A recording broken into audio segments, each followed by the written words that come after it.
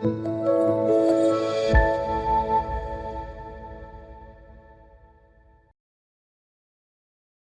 morning.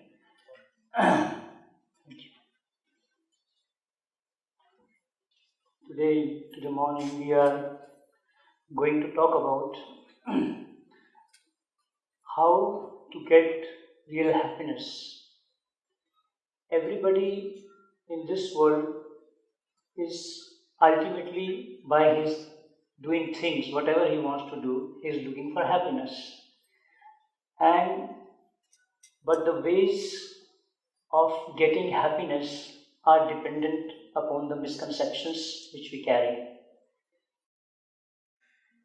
Because we are looking for happiness through means which are completely temporary. Like we may think that the things of this world can give happiness. Of course they may give, but they may give a very flickering, temporary kind of a happiness. It is like a person who is in a desert, and if you give him a drop of water, it will not quench his thirst. So same way, the happiness in this world, the means with which we try to get the happiness are completely temporary ways, because the conception with which we are trying to get the happiness are completely misconceptions. So the real ways of actually getting that happiness is to understand what we are first. If we don't know who we are and what we are, then we will try to, through this misconception, try to get the happiness. And that happiness will not be long lasting. First of all, we have to understand that we are not this body.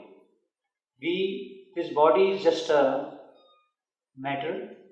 It will be there temporarily for few years, and after few years it will die down. So anything we are trying to get through this body, the happiness that we are trying to get through this body will not be long lasting. So we have to understand who we are, what we are, what is our reality. Actually, we are not this body, we are sitting in this body. This body is compared to a car. A car cannot move even an inch without the driver. And the soul which is there in the body is actually moving the body. This knowledge, this science of soul can bring worldwide unity. This will give us the right perception to see each other, to love each other, to bring the world peace. If we understand who we are, actually different kinds of religions that are created in this world, they are just some kind of faiths. And faith can change. But the real religion, the religion of the soul, can never change. So the real religion is when we interact with each other, not on the level of the body, but on the level of actually what we are, on the level of the soul, to see the spiritual spark. And that is the science of Gita, the science of soul. Actually, Bhagavad Gita talks the science of soul. Arjuna, he was not ready to fight in the battle of Kurukshetra. And Krishna, being a motivational force to Arjuna, brought enlightenment to Arjuna by teaching him to do his duty, that he is not this body. He has to understand the reality and then fight doing his duty as a warrior, as a Kshatriya. And that knowledge brought great transformation in the life of Arjuna. So similarly, when we understand the reality, how we can get the happiness, when we understand who we are, then we have the right means to get the happiness. So, so in this world, everybody is trying to get the happiness through things, through objects, through gadgets, through phones. Now the whole world is just absorbed in this one small gadget called phone. Everybody is just getting absorbed in this phone. and they are not trying to understand that how relationships actually, which brings the real happiness in our life, we neglect those relationships in the name of saying we don't have time. We have time for using these gadgets, we have time for using so many social networking sites, but we don't have time for each other. Husband-wife relationships, or two brothers relationships, to friends relationships, all these relationships can only be maintained. All these relationships basically, once I was coming from one of the place, and I met a guy on the airport, and he was very attracted, and he came to me, he started talking to me, and as we start exploring, as we started talking each other, then I asked him that he was saying that he's married, but he's not living with his wife. I said, why? What is the reason? He said, it's very difficult to be maintaining relationships. He was feeling burnt out by the relationship. He was feeling broken relationships. Generally, people think that relationships, if we go for relationships, although we understand the relationships give happiness, but if we go for relationships, then what happens if the relationships get broken? There is a lot of insecurity of having broken relationships, and that gives a lot of pain actually. That's very true. And this person was sharing his experience, that how he is experiencing that broken relationship, therefore he doesn't believe in relationship. But I told him that actually happiness can only come in through relationships, and actually the relationships of this world are very superficial. They are very artificial right now. Actually, we have become very artificial. Because of being in touch with artificial things, we have lost touch with feelings. Generally, we speak good words, but we don't carry good feelings.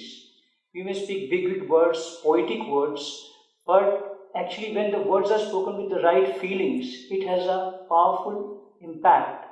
Just like if you have to ask forgiveness from someone, actually you should feel sorry and then you ask, then it will be very impacting. If you have to say thank you, don't just use the words thank you. Don't be artificial in your speech. Feel it and speak it. Actually, this is our culture. This is our Vedic culture, which was very personal, which was very relationship based, which was very love based culture, which we are losing touch with. So this relationships, when the relationships are artificial, when the relationships are superficial, even nowadays respect has become very superficial. We don't respect superiors, we don't respect teachers, we don't respect parents. It just has become a kind of a ritual, I would say. We are losing touch with the essence and catching the rituals.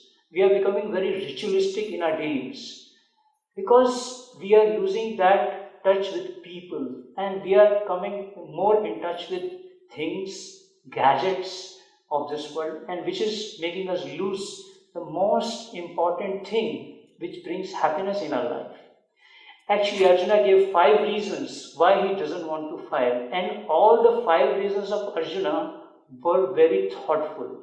And one of the reasons which Arjuna gave why he doesn't want to fight, because he said, "Oh Krishna, you want me to kill these people, but if I kill these people, then whom will I enjoy my kingdom after they are all killed?"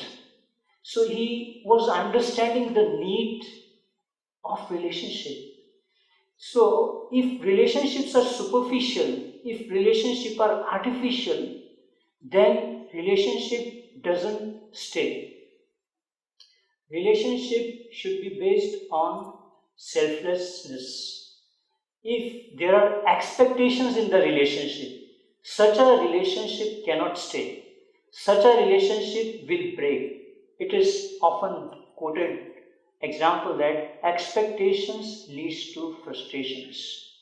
Generally, we feel a lot of frustrations when relationships don't go ahead in life. Husband-wife relationships.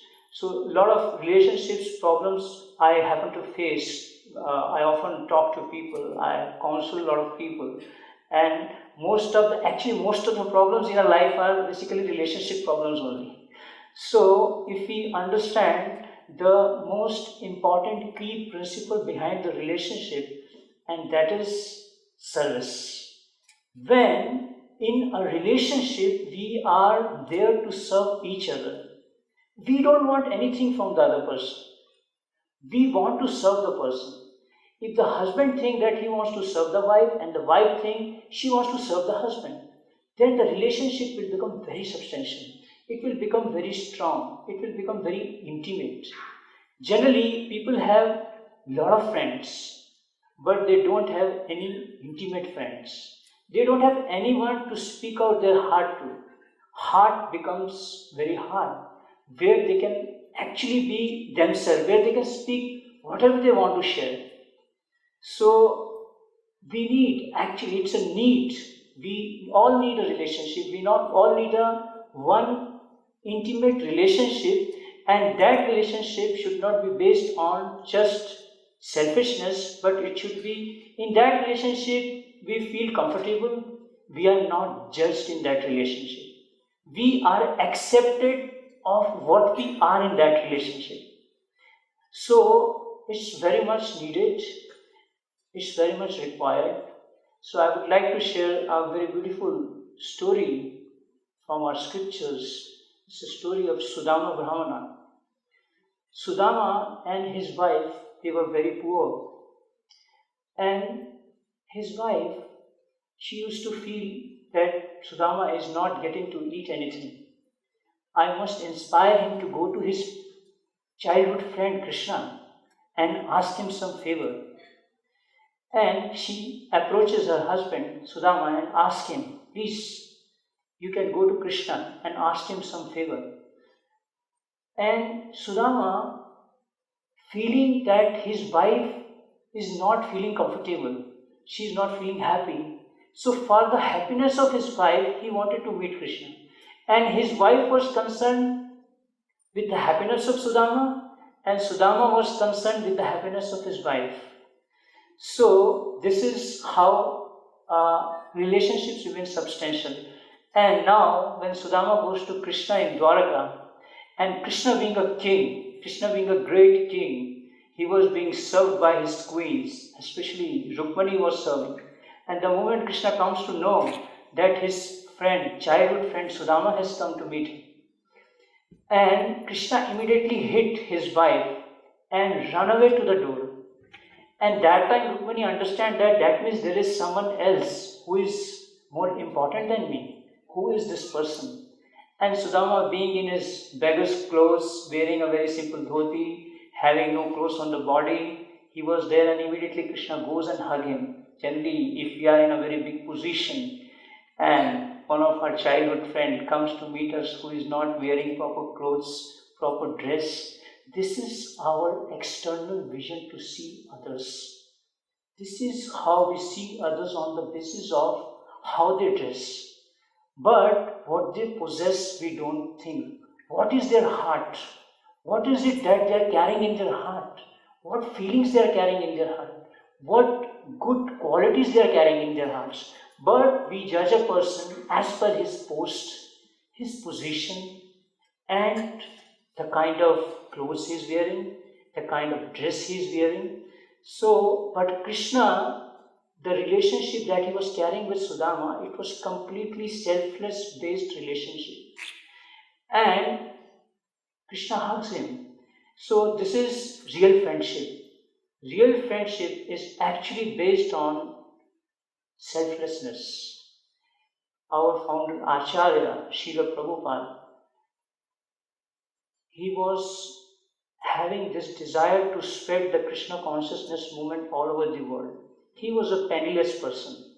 He was having 40 rupees in his pocket, and he wanted to go to America. And Somati Morarji arranged his visit to go to America through a cargo ship by a Jaladut. The ship name was Jaladut. And Srila Prabhupada he was going on the ship and he got 2 heart attacks. But because he carrying that selflessness in his heart, he could bring out a revolution in the whole world within 11 years. Within 14 years, he could bring out a society of ISKCON and he could create a big revolution in the world just by carrying the selflessness. Just like if son gets some help, some kind of help from his mother, his heart is touched because mother is serving the son with a selfless feeling. It is the selfless feeling, it is the selflessness that brings satisfaction of the heart. And this is what everybody is looking for. Everybody is looking that his heart should be satisfied, his heart should be happy. And real happiness is a matter of heart. It's not a matter of things, it's not a matter of gadgets, it's not a matter of money, it's not a matter of cars, it's a matter of satisfaction of the heart. And satisfaction of the heart can only be derived when we have at least one selfless, intimate relationship in our life. Thank you very much.